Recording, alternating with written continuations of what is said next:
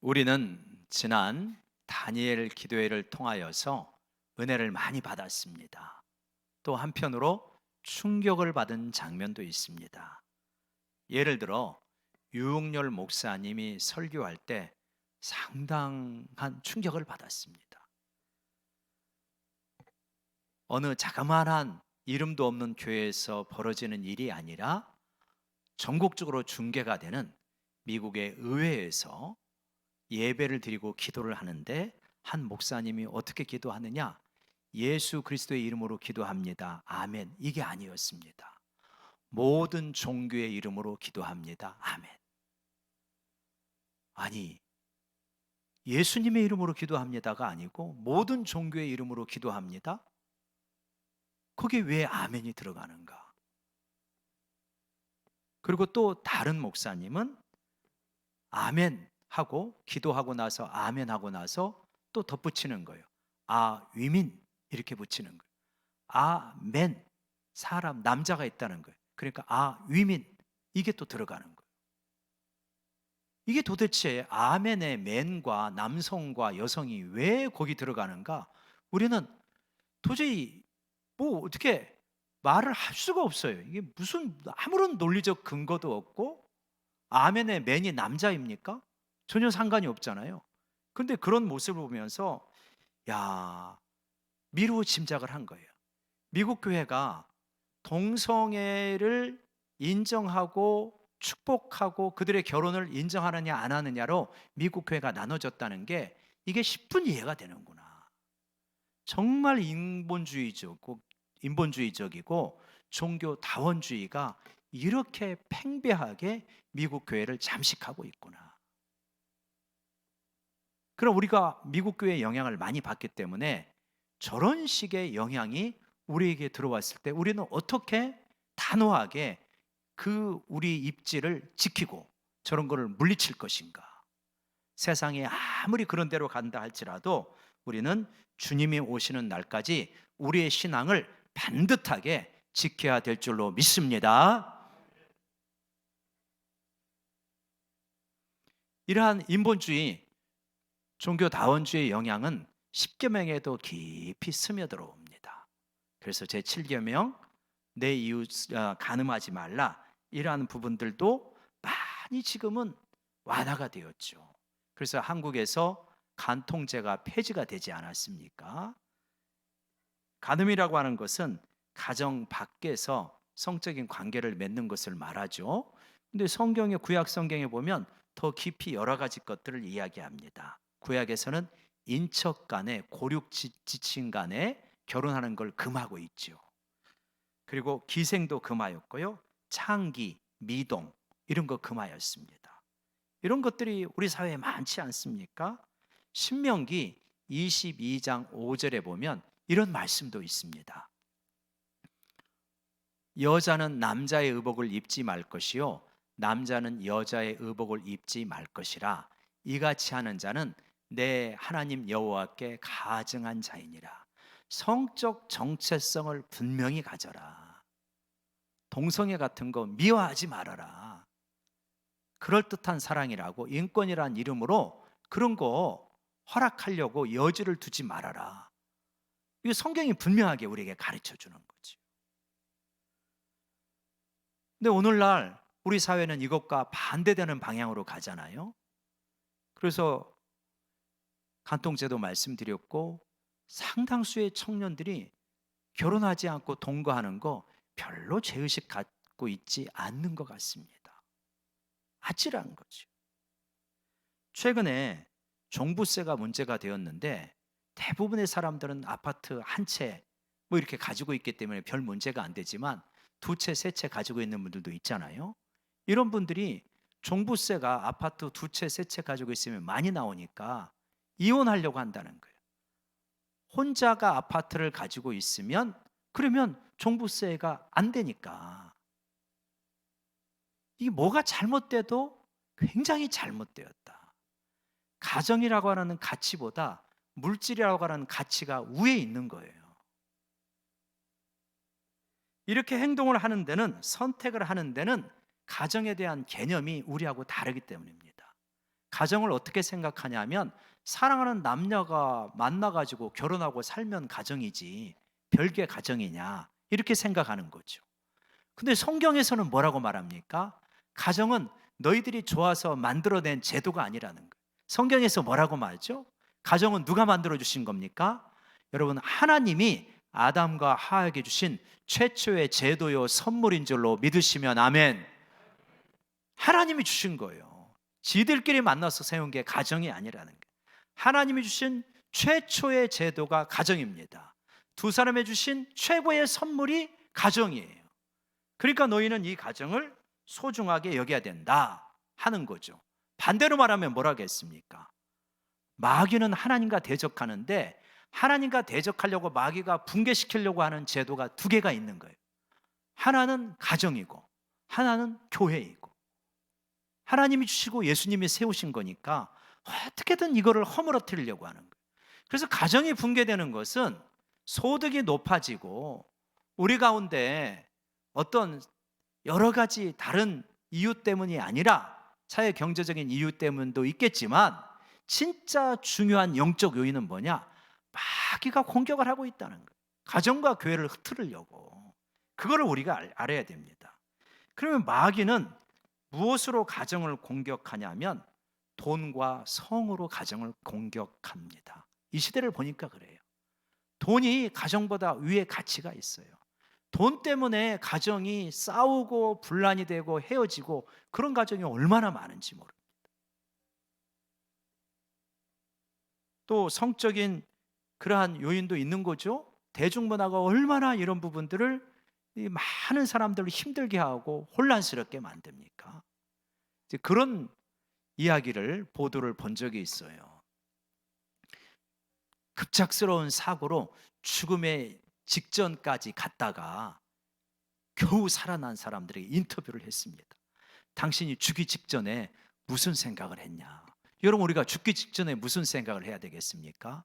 지금까지 살아온 것에 대해서 감사하고 잘못한 것은 회개하고 자기 인생을 마무리하면서 죽음이 눈앞에 오면, 예를 들어서 뭐 비행기 사고인데 1분 남았다. 그러면 그렇게 마무리하고 가야 될 거 아닙니까? 근데 이 사람들은 걱정을 했대요. 뭘 걱정했냐? 컴퓨터 걱정을 했대요. 집에 있는 컴퓨터, 사무실에 있는 컴퓨터에 안 좋은 거 다운받아 놨는데 그거 누가 들춰보면 어떡하지? 그걸 걱정했다는 거예요. 이게 얼마나 참 허망한 인생을 살고 있는가. 우리 성도님 가운데는 한 분도 그런 분이 없기를 원합니다. 제발 오늘이라도 가서 지워버리시기 바랍니다. 이런 거, 이게 죽기 직전에 그거를 걱정하고 죽는 인생이 얼마나 초라한 거예요, 진짜. 너무 초라하잖아요. 근데 나는 그런 거 하나도 상관없습니다. 자유롭습니다. 깨끗합니다. 정말 하늘을 우러러 한 점 부끄러움이 없습니다. 이런 사람이 얼마나 되겠습니까? 그만큼 우리 사회가 오염되어 있는 거죠. 이런 것들은 큰 문제라고 예수님께서 말씀하십니다. 마태복음 5장 28절에서 예수님께서 이렇게 말씀하시죠. 마태복음 5장 28절, 나는 너희에게 이르노니 음욕을 품고 여자를 보는 자마다 마음에 이미 간음하였다. 지나가는 아름다운 여인을 보고 정말 아름답다, 하나님의 놀라운 창조물이다, 이 정도만 생각을 하면 얼마나 건강하겠습니까? 근데 그 생각을 계속해서 키워가는 거죠. 이게 마음의 음욕을 품는 것이죠. 생각이 지나가는 건 어쩔 수 없지만 그 생각을 계속 악하게 품고 부화시키려고 하는 것, 이거는 이미 간음이다. 그러니까 우리가 스쳐 지나가는 생각은 어떻게 다 잡을 수가 없습니다. 타락한 세상, 죄성을 가지고 살아가는 우리에게 어떻게 스쳐가는 지나가는 생각조차 다 깨끗할 수 있겠어요? 다만 지나가는 생각을 붙들고, 안 좋은 생각인데 붙들고 키우고 영양분을 주고, 그게 문제인 거죠. 그러면 안 된다고 말씀하는 거죠. 이러한 간음하지 말라라고 하는 죄는 굉장히 가슴 아픈 결과를 가져온다는 것을 우리 모두가 잘 알고 있습니다. 옛날에 여러분 그거 했던 거 기억나십니까? 제가 검정 비닐봉지를 가지고, 이게 우리 삶의 에너지요, 이게 우리 삶의 행복이라고 볼 수 있는 거예요. 근데 그 검정 봉지에 물을 가득 담았는데 한 번은 바늘로 찌릅니다. 그러면 물이 찔끔찔끔 이렇게 흘러나오죠. 한 번은 못으로 찌릅니다. 그러면 물이 제법 나오죠. 이게 일종의 여러 가지 우리 삶의 죄악들일 것입니다. 누구하고 다퉜다든지 혹은 뭐 이렇게 잘못을 했다든지. 그런데 결정적인 죄가 있는, 면도칼로 그거를 쫙 그으면 비닐이 찢어지면서 물이 확 쏟아져 버립니다. 십계명을 어기는 것, 이게 이런 걸 거예요. 그래서 하나님은 나는 너희가 그런 삶을 살지 원하지 않는다, 이렇게 말씀하시는 거죠. 어떻게 이 계명을 지킬 수 있겠는가? 첫 번째로 가정의 중요함, 혼인의 귀중함을 깨달으라고 주님은 말씀하십니다. 베드로전서 3장 7절에서 이렇게 말씀하시는데요. 베드로전서 3장 7절에 보면 남편들아 이와 같이 지식을 따라 너희 아내와 동거하고 그를 더 연약한 그릇이요 또 생명의 은혜를 함께 이어받을 자로 알아 귀히 여겨라. 부부라고 하는 것은 그냥 단순한 존재가 아니다. 서로 사랑해서 사는 존재가 아니라 생명의 은혜, 구원의 은혜를 함께 유업으로 받을 자이다. 그러니 이 관계는 굉장히 영적인 관계다. 인간적인 사랑의 관계, 그것만이 아니라 너희들의 영생하고 연관이 있는 것이 이거야. 그러니까 이거를 소중히 여겨라, 이렇게 말씀하시는 거죠. 여러분, 우리의 가정과 이 혼인을 소중하게 여기면서 하나님 앞에 나가기를 원합니다. 세상은 이거를 하찮게 여기고 가볍게 여기고 필요에 따라 깨트릴 수 있는 걸로 여기지만 우리는 그렇지 않다고 말씀하십니다.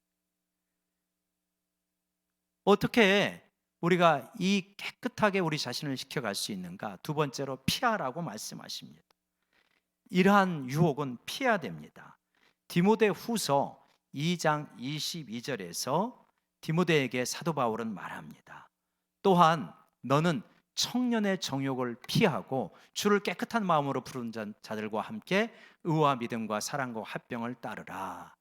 요셉이 피했잖아요.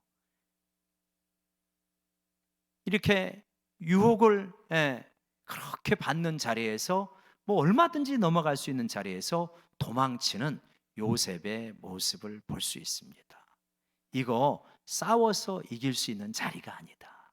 다른 것은 싸우라고 하는데 성경에서는 일관되게 이 죄에 대해서는 도망치라, 피하라고 말씀하십니다. 여러분, 이 유혹과 미혹이 올 때마다 재빨리 도망칠 수 있는 그러한 우리가 되기를 원합니다. 요거는 이게 그냥 해답인 거예요. 그런데 이런 질문이 있잖아요. 이 죄에서 마음의 죄까지 포함하면 안 넘어지지 않은 사람이 누가 있겠습니까? 다 넘어졌죠. 그러면 우리는 어떻게 합니까? 소망이 없습니까? 그렇지 않습니다. 하나님, 우리가 흙덩이인 걸 아시는 분이에요. 우리가 쉽게 넘어지는 걸 아시는 분입니다. 넘어지기 전까지는 굉장히 강하게 경고하지만 넘어진 다음에는 회복의 길을 열어주시는 분이 우리 하나님이신 줄로 믿습니다. 이미 넘어지는 걸로 너무 많은 대가를 치른 것이 우리 인생이에요. 누가 지적하지 않아도 내 잘못이 무엇인지 잘 아는 게 우리 인생입니다. 근데 거기다가 또 죄를 뿌리시는 분이 우리 주님이 아니셔요. 진정으로 애통해하고 회개하면 새 출발을 할 수 있도록 도와주시는 분이 우리 예수님이시다.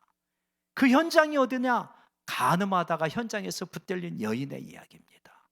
그 여인, 자기 죄가 뭔지 너무 잘 알아요.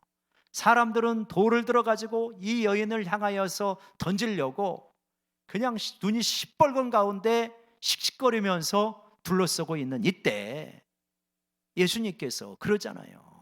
너희 중에 죄가 없는 자가 먼저 돌을 들어서 쳐라. 이 양심의 항소에 사람들은 돌을 다 놓고 떠나가지 않습니까? 그때 예수님께서 여인에게 뭐라고 말합니까? 이 말씀을 볼 때마다 한없는 위로가 돼요. 예수님 이렇게 말씀하시잖아요. 요한복음 8장 11절 말씀입니다. 너를 정죄하는 자가 어딨냐야? 그랬더니 대답하되 주여 없나이다. 예수께서 이르시되, 같이 읽어볼까요? 나도 너를 정죄하지 아니하노니 가서 다시는 죄를 범하지 말라 하시니라. 나도 너를 정죄하지 않는다. 왜요? 정죄할 수 있는 유일한 분이신데 이미 너 스스로 정죄를 하고 있지 않느냐. 나도 너를 정죄하지 않으니 가서 다시는 죄를 범하지 말라. 여러분, 부디 이 여인에게 주신 말씀이 내게 주신 말씀이 되어서 가서 다시는 죄를 범하지 않는 이러한 영적인 육체적인 깨끗함을 가진 우리 모두가 되기를 원합니다. 이 부분에서 깨끗하면 하나님 앞에 복을 받은 인생이에요. 8계명은 도둑질하지 말라입니다. 도둑질은 남의 재산을 훔치는 거잖아요. 강제로 빼앗는 것도 있고 속여서 빼앗는 것도 있습니다. 도둑질하면 하나님 앞에 회개하면 안 되죠. 돌려줘야 됩니다. 3배, 4배로 보상을 해서 돌려주라고 돼 있죠. 참 최근 우리 국민은 또다시 한번 씁쓸함을 경험하였습니다. 전 대통령께서 돌아가셨죠. 수백억의 추징금이 남아있는데 본인은 재산이 29만 원밖에 없다라고 말을 하면서 골프를 치고 자기를 따른 사람들에게는 여전히 보스로서 목돈을 주면서 그렇게 살아가신 것 같습니다. 정말 그분이 돈이 없어서 추징금을 더 못 내느냐? 대부분의 국민은 그렇게 생각하지 않습니다. 수백억, 수천억을 다양한 방법으로, 편법으로 자식들에게 넘겨주었을 것이다 라고 생각을 해서 극소수의 사람들은 조문하고 안타까워하는 면도 있겠지만 대부분의 국민들은 정말 문제가 있다 이렇게 생각하지 않습니까? 한 사람이 인생을 마무리하고 끝나는데 사람들이 지탄을 하면서 인생을 마무리한다면, 지탄을 받으면서 인생을 마무리한다면 얼마나 비극적인 겁니까? 그깟 돈이 뭐라고 죽어가는 마당에도 절대로 안 놓고 갑니까? 이 얼마나 이게 비극적이냐. 상대적으로 노태우 대통령은 다 추징금을 내고 자신도 사과를 하고 자녀들도 광주에 가서 계속 사과를 하고 그렇게 용서를 구하면서 떠나지 않았습니까?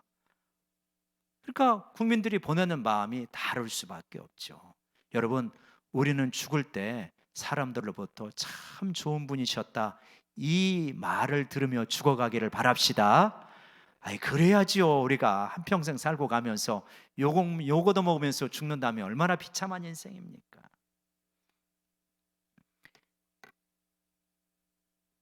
프랑스의 루브르 박물관을 가보니까 참 이건 아니다 싶은 것도 있습니다. 워낙 화려하잖아요. 거기에 뭐 별거 다 있잖아요. 근데 기분 나쁜 게 있는 거예요. 다른 나라에서 도둑질 해온 것들, 그거를 장식하는 거예요. 이집트에서 뺏어온 거, 도둑질한 거 진짜 많습니다. 프랑스 루브르 박물관에 가보면. 정직하게 한다면 이래야 되지 않나요? 프랑스 국민들이 야, 우리 나폴레옹을 비롯한 우리 조상들이 잘못했으니까 이거 돌려드리겠습니다. 배상금 포함해서 돌려드리겠습니다. 이래야 사실은 정직한 거 아닙니까? 안 그러잖아요. 니네 이집트 사람들이야 돈 내고 봐, 니네 거. 이게 도둑이고 강도지 뭐가 도둑이고 강도겠습니까? 저는 그런 걸 볼 때마다 의인은 없나니 하나도 없다라고 하는 말씀이 진짜 진리구나. 생각해보면 그런 거잖아요.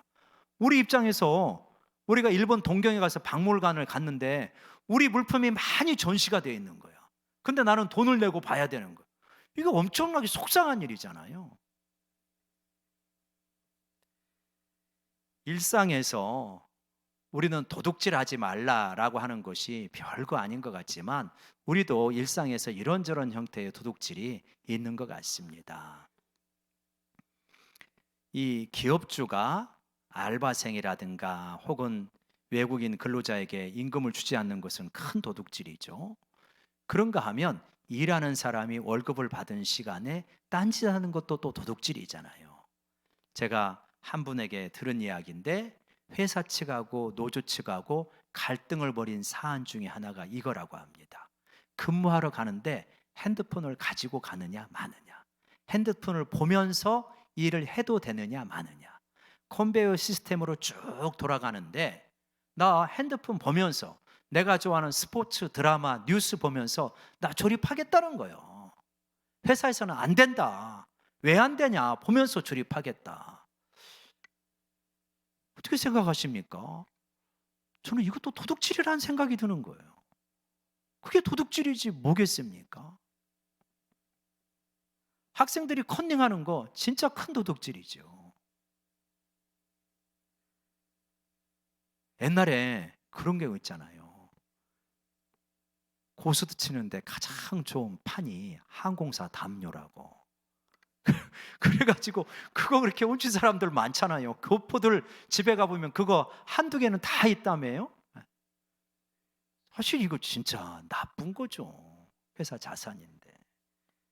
그러니까 우리가 기독교적인 문화가 아니고 그러다 보니까 뭐 이런 거에 대해서 별로 죄책감이 없는데, 우리가 사실 하나님 앞에 성결한 그리스도인으로 살아가려면 정말 하나님이 내게 주신 것만 가지고 살아가야 되는 줄로 믿습니다.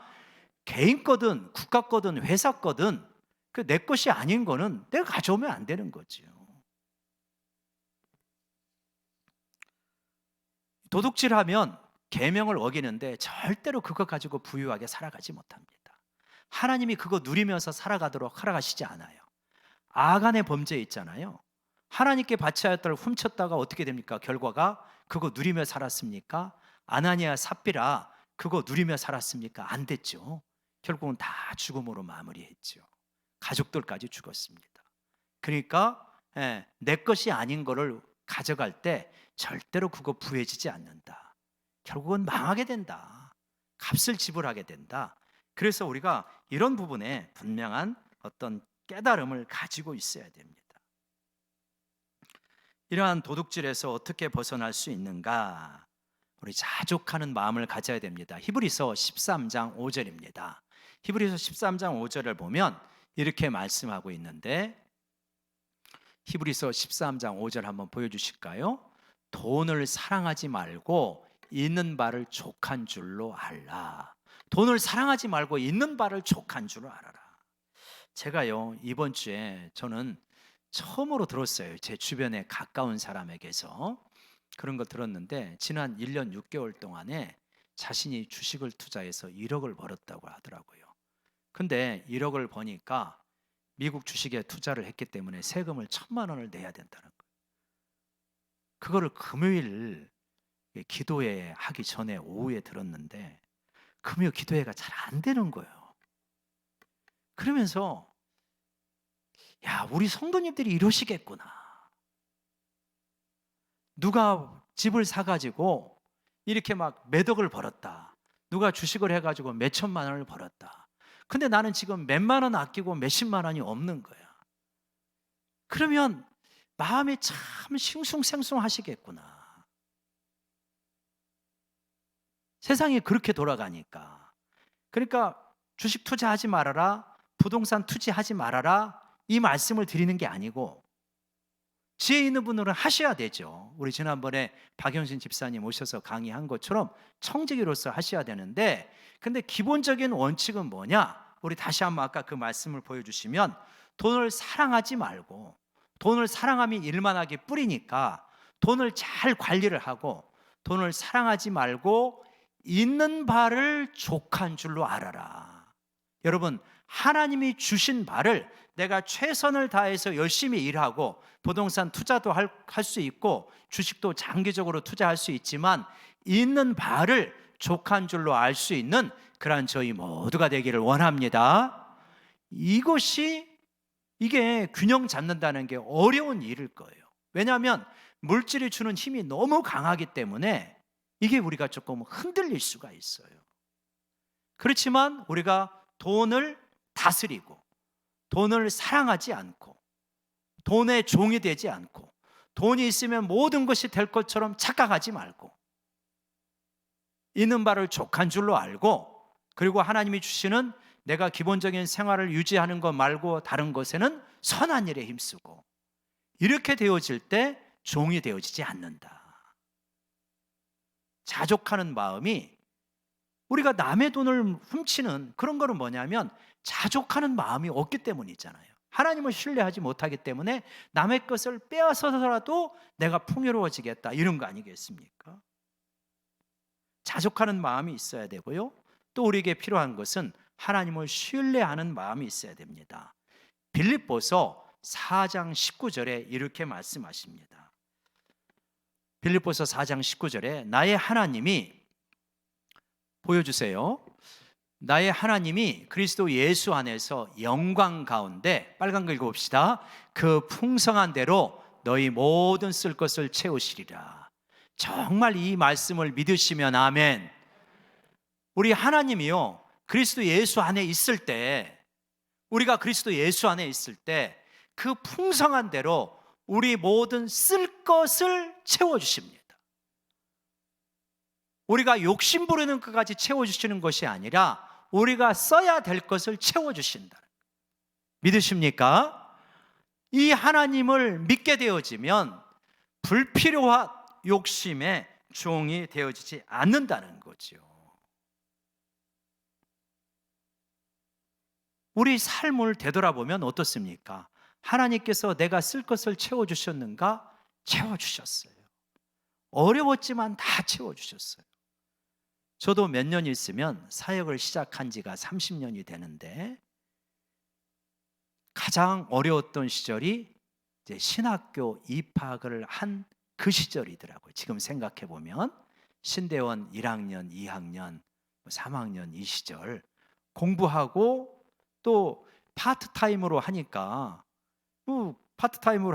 교육전도사 사례가 35만 원인데 결혼해가지고 아이가 하나 둘 생기니까 얼마나 어렵겠습니까? 그래서 11조하고 주일헌금하고 감사헌금하고 중고등부 맡았으니까 애들 눈치 없이 떡볶이도 엄청 먹는 거, 또 그거 사줘야 되고 튀김도 사줘야 되고 막 이런, 전도사님 햄버거 사주세요. 돈이 없다. 속으로 이런 마음이 들지만 그거 쉽지 않죠. 그러니까 이제 막 애들 가르치기도 하면서 이제 가정 경제를 꾸려 나갔는데 어떨 때는 분유값이 없는 거예요. 분유값이 없으니까 그럼 이제 애들은 배가 고프니까 어떻게 하냐면 누가 이제 성도가 주신 감이 있거든요. 그 감을 이제 이렇게 그 홍시 같은 거는 이렇게 부드러우니까 떼어가지고 이렇게 애한테 먹였단 말이에요. 그런데 또 이제 분유를 안 먹고 감을 먹으니까 변비가 생기는 거예요. 이런 웃지 못할 일들이 다 있었어요. 그렇게 있었는데 이렇게 되돌아보면서 가만히 생각해 보면, 그랬고 하나님이 쓸 것을 안 주셨나? 다 주시더라. 금식기도 하려고 밥을 안 먹은 적은 있지만 끼니가 없어서 먹지 못한 적은 없습니다. 하나님께서 우리에게 필요한 것, 우리 쓸 것을 다 주시는, 기가 막히게 어려운 삶을 살아오신 우리 성도님들 계시잖아요. 정말 그런데 우리가 그리스도 안에 있으면 하나님께서 채워주십니까? 안 채워주십니까? 채워주시더라. 그러니까 여러분, 사람에게 가서 아쉬운 소리 하시지 말기를 바랍니다. 하나님 앞에 매달리는 거예요. 하나님 앞에 매달리면서 하나님께서는 우리에게 쓰실 것을 주셔요. 이 믿음을 가지시기를 바랍니다. 너무 불안해하지 마세요. 그냥 불안하고 염려하면서 조바심 내면서 이거 없으면 어떡하지 벌벌벌, 이게 그리스도인의 삶이 아니다. 이 물질 훈련 꼭 받으셔야 됩니다. 젊을수록 받으셔야 돼요. 하나님께서는 주신다. 내가 그리스도 안에 있고 주님을 의지하고 나가면 하나님께서 쓸 것 공급해 주신다. 이 확신이 있으면요, 별로 그렇게 두렵지 않게 되어집니다. 좀 여기에서 좀 더 나가야 됩니다. 그래서 어느 정도까지 나가야 한다냐면 수고하여서 선한 일 한 정도까지 나가야 도둑질에서 조금 벗어나는 수준이 되는 거죠. 에베소서 4장 28절에서 이렇게 말씀하시죠. 도둑질하는 자는 다시는 도둑질하지 말고 돌이켜서 가난한 자에게 구제할 수 있도록, 빨간 거요, 시작, 자기 손으로 수고하여 선한 일을 해라. 도둑질 할까 말까 수준이 아니라 좀 벗어나가지고 자기 손으로 수고해가지고 선한 일을 좀 해라. 어떻게 하게? 가난한 자 구제할 수 있도록. 우리가 일해야 되는 이유가 뭐냐? 나는 먹고 살만한데도 불구하고 열심히 일해야 되는 이유가 뭐냐? 가난한 자 구제하는 게 많잖아요. 얼마나 구제할 때가 많아요. 우리가 좀 이따 이제 구제한 것 좀 광고도 하겠지만, 정말 이번에 우리가 다니엘 기도와 추수감사 헌금을 하면서 도와야 될 때를 이렇게 생각하고 기도하는데 너무 많아, 너무 많아. 100군데 좀 도와주세요 하면 부족하겠습니까? 넘치겠습니까? 안 그럴 것 같아요. 하도 많아서. 왜 이렇게 목사님, 사모님 어려운 분들이 많은지 몰라요. 네?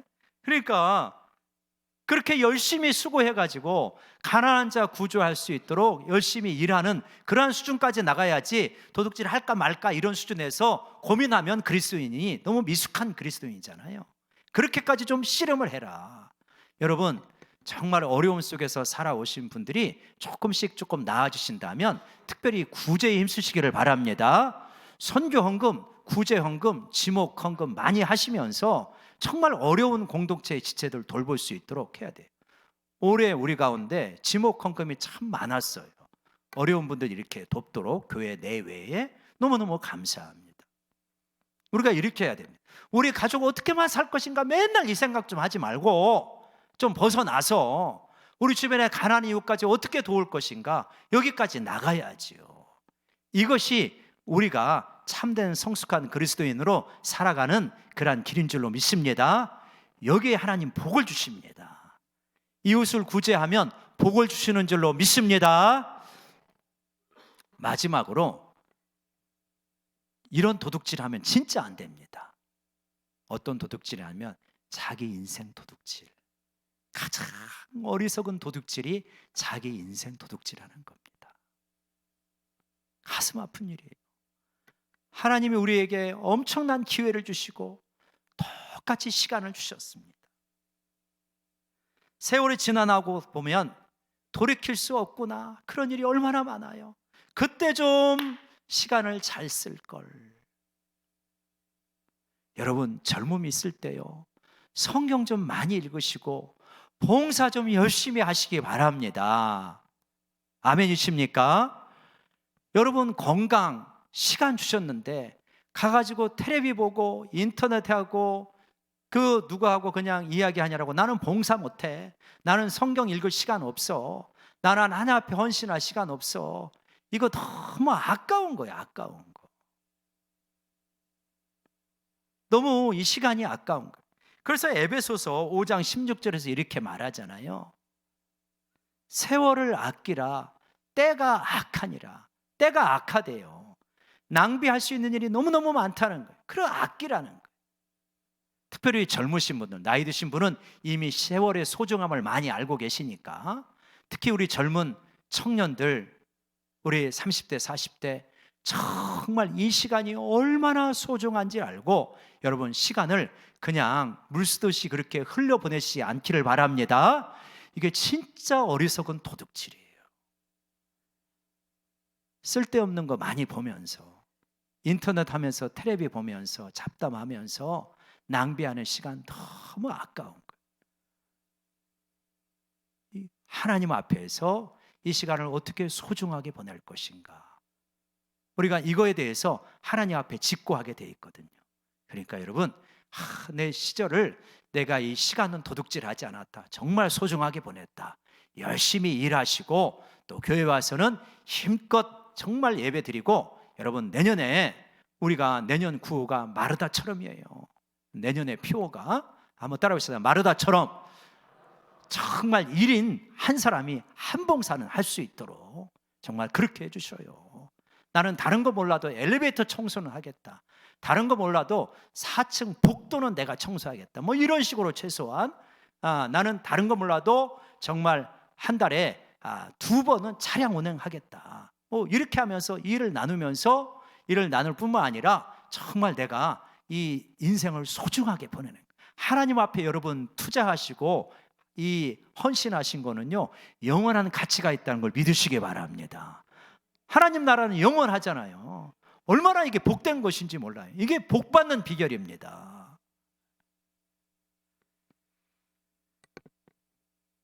간음하고 도둑질하는 것은 이웃을 해치는 일이잖아요. 결국은 우리를 몰락시킵니다. 훔친 사과가 당장은 맛있는 것 같지만 그 독은 우리 인생을 파괴시키는 거예요. 하나님은 우리를 사랑하시기 때문에 우리가 정말 복되게 살기를 원해요. 그러려면 너희는 어떻게 해야 되냐? 육체적으로 영적으로 깨끗하고 성결해라. 하나님이 너희에게 주신 바로 자족하면서 열심히 일하고 여유가 조금이라도 있거든 그걸 가지고 가난한 자에게 구제해라. 이것이 복된 삶이다. 이 복된 삶을 살아가면서 내 이웃을 사랑하는 우리 모두가 되기를 원합니다. 기도하시겠습니다. 하나님 아버지, 우리에게 십계명을 주셔서 우리가 어떻게 복된 삶을 살아야 되는지 가르쳐 주시니 감사합니다. 하나님, 우리가 참으로 영적으로 육체적으로 성결할 수 있도록 도와주시고 자족하며 믿음으로 살아갈 수 있도록 주님이여 도와주시옵소서. 예수님의 이름으로 기도드리옵나이다. 아멘.